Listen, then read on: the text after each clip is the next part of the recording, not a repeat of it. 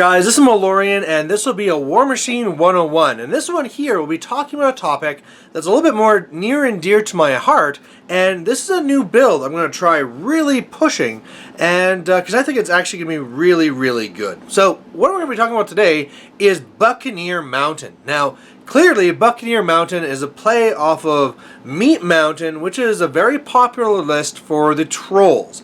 And really, the whole concept behind Meat Mountain is that you're going to take trolls and you're going to be taking all these warders and all these models that have a lot of boxes, high armor, jamming them into your opponent's face and really just giving them too much so they can't really even deal with it all. You know, regular troops can't really do very much to it. Heavies have to kind of go all in, and then your own heavies can take them out, and there's really a massive long grind. And a lot of times people trying to face Meat Mountain sometimes get stuck out of zones, or they clock themselves just trying to claw away at these things, or they just find themselves being trapped to the point that, like I said, their own heavies like Mulg and stuff can clean up after. Well, that's great. You know, Meat Mountain does really great things. People have tried variants on it, like the Ginger Meat Mountain for Legion and stuff like that. But one I thought it would really work well for mercenaries is going to be this Buccaneer Mountain. Now, the whole idea behind this really rests on two key concepts: the very cheap and efficient Buccaneer, and two, Magnus 1. Now, Magnus 1 is pretty maligned as a caster. He's a support caster, doesn't really do anything himself, and a lot of people think he has one of the worst feats in the game. And for those who don't know what it is, his feat makes it so that your whole battle group, after everybody else goes, can make a run, and they can't be hit by free strikes. So typically the way it's used, like, it's not killing anything, it's not really keeping you safe per se, other than the fact that you can attack in, get your alpha strike maybe, and then run away so that they can't really get to you and try and get like a second alpha strike. That's one way it's used. Another way could be to quickly readjust your lines. If you want to quickly go after one zone over here. Another one is if Magnus is in a lot of trouble, you pop your feet and Magnus just runs away. Another one is just to get a lot of board position on the first turn. And of course, one of the problems with it is that because it's out of activation, if you take a galleon with this, it's not affected because the Colossals can't move out of activation. So again, a lot of people don't like Magnus. Buccaneers. A lot of people don't like Buccaneers because, you know, sure, they're cheap, they're at 3 points, but all they have is a POW 10. They have kind of crummy armor at 15, and it's like, yeah, these guys don't really do anything. They have a net that can knock things down, but it does no damage, and you kind of really just need to take something else to go with that after. And at the end of the day, if you want to take a Jack that gets knocked down, why aren't you going with the Renegade or something like that? So you're really taking these two concepts that on their own seem really garbage, but the way you're going to be putting it together gets actually fairly powerful. Now, I've played this in the past, not really as a Buccaneer Mountain, but as kind of a mixed list. And the whole idea there is that I'd be taking 6 Buccaneers with Magnus, 6 because he has 6 focus. You allocate 1 to each of those Buccaneers, and then that way on the first turn, they can run, pop feet, and they run again. And what you get from this is you get 6 Buccaneers that are 24 inches up the board on the very first turn. And when you first hear this, you're just like, oh, 24 inches, great, you got some Buccaneers up the table. They don't really realize the scale and the speed of how fast that 24 inches is. First of all, if you are going, let's say your opponent goes first, and they run up, right? They run up, probably nothing really gets into the zones, but hey, it's a typical first turn, things are just running up. Mercenaries turn 1, you do this, you pop feet, you're engaging those guys turn 1. Turn 1, you got 6 Buccaneers all the way across. It really kind of like makes them go like, what's going on here? I normally nothing happens to turn 2 or turn 3, and all of a sudden on turn 1, there's Buccaneers in my face. And so that's the speed of this. And the line of battle that you're drawing with this is really far back. It's all the way just outside of their deployment pretty much, right? They're not very far out. The other thing is, let's say that they have advanced deploy. And now we're going to say the mercenaries go first. The mercenaries are so fast that they're engaging those advanced deploy models before they can even go. Again, it's just like, wow, yeah, those Buccaneers in my face. And there's 2 ways that this is actually kind of really good right off the bat. Let's say 3. First one, of course, is the fact that line of battle saying, hey, you got to deal with these Buccaneers before you get past us. You can run past us if you want, but we'll get free strikes. And even though we're only Mat 10, when those are boosted, yeah, they'll do some damage. We'll kill off that infantry. The other thing that's a big deal, too, is that typically in these early turns, they haven't unpackaged their army yet. Normally in the first little bit, you have the infantry in the front, and then the heavies behind and stuff. And it's not until the later turns that you really start spreading out and getting things where you want them to be. Well, this gets them so quickly that they can't really effectively deal with the Buccaneers. You know, the Buccaneers are so in your face that the infantry there can't really get charges on them because they're already right there and engaged, and the heavies can't get to them because there's this infantry in the way. And even if a heavy can get to it, it really takes a lot to kill these Buccaneers. That's the thing about the Buccaneer, is that defense 13, armor 25, it doesn't sound great, but it still has 26 boxes, and it's amazing how many attacks these things actually need to do. Let's just take, for example, you have a POW 17 just to make the, well, let's say POW 18 heavy, right? So when heavy actually hits this, and again, a Mat 6 typical heavy is only hitting on 7, so I mean, very easily can miss some attacks. Whenever you damage it, it's going to be a dice plus 3. So you should be doing about 10 damage with each one.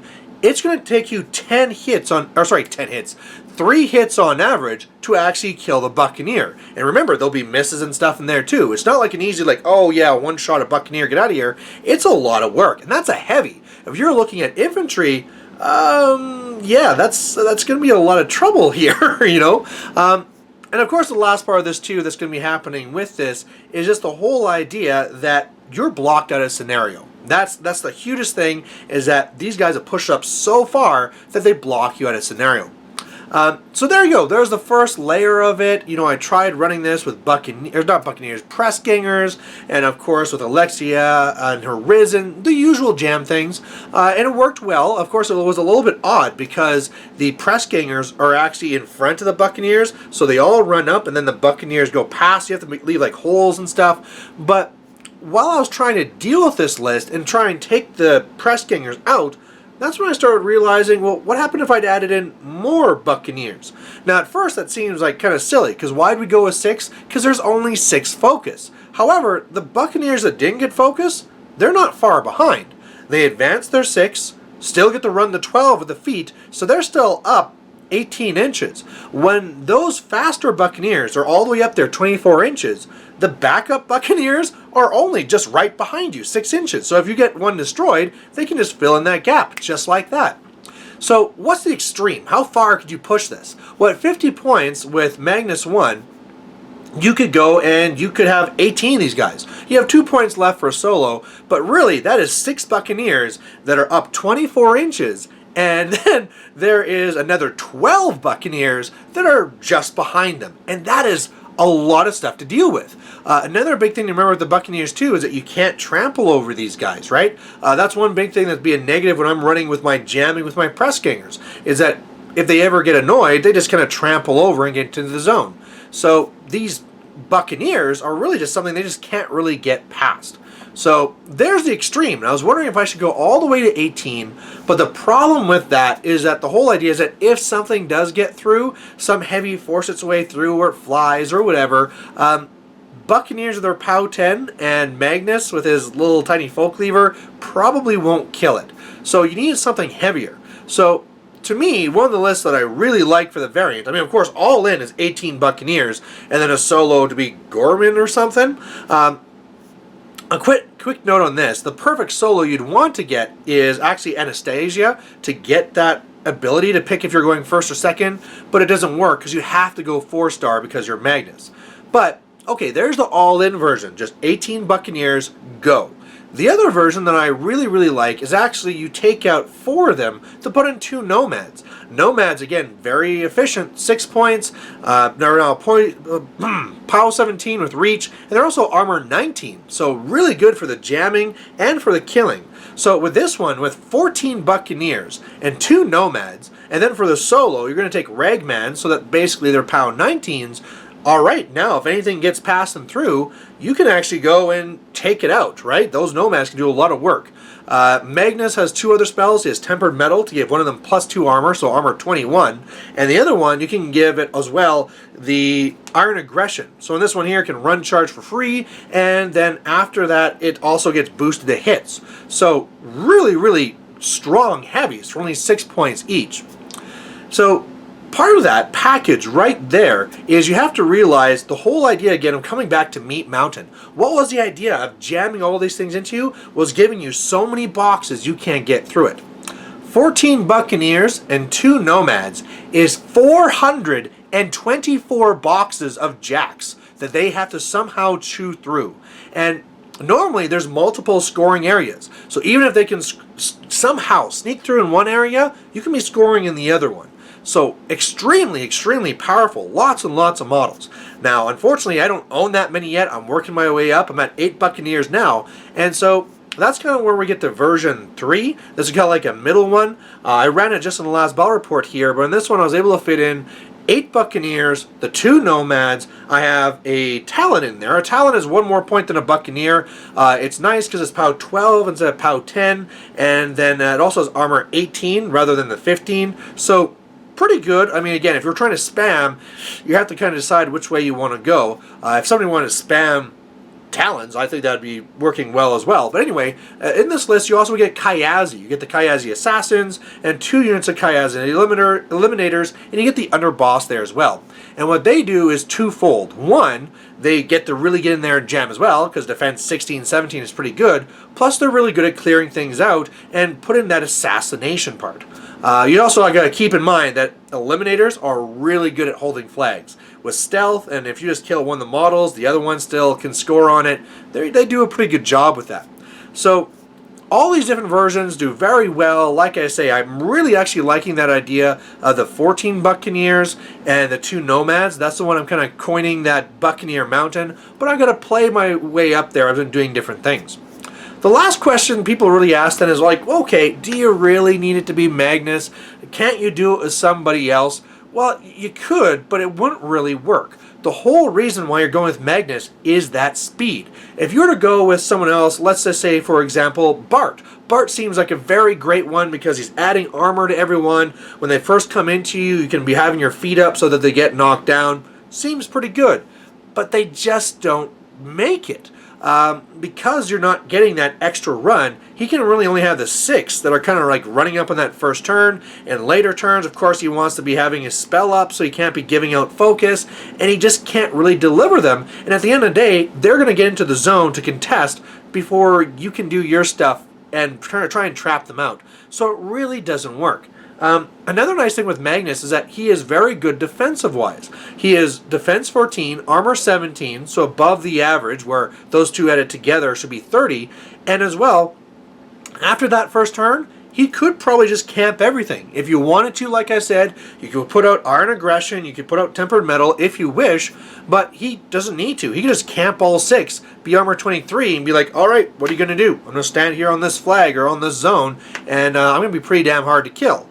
As well, even if you do decide you do want to put those upkeeps out, he also upkeeps for free. So if it's on his battle group, if he decides to put Blur on himself, for all future turns, they're just there. I mean, unless they get purified off or something, they're just there, and he doesn't have to pay anything. So it's very defensive that wise. Plus, he has another ability called Feign Death. So if he's knocked down, you can't target him with range or magic. So if you're up against Lilith 2 or Veil 2, you just say like, screw you. You can't even target me.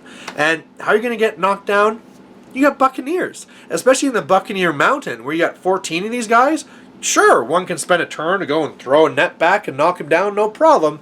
And all of a sudden you got this guy here that just can't be targeted. Good luck trying to get into melee with him. And yeah, very, very great defensive tech.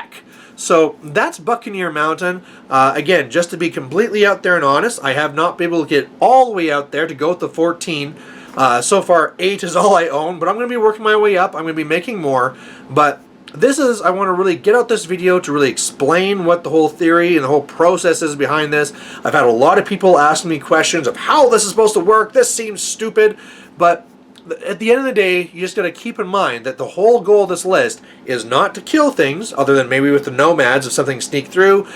It's just to go purely on scenario. Just jam, run up 24 inches first turn, and then just start scoring everywhere while they just try to hack through these Buccaneers and these 424 boxes of jacks that's in their face. So there you go. There's the Warmachine 101. Please write down below what you think. I mean, of course, one option is like, well, what if you do all talons instead and got that little bit of a bonus? You could do that too. So let me know what you guys think, and we'll catch you later. Bye.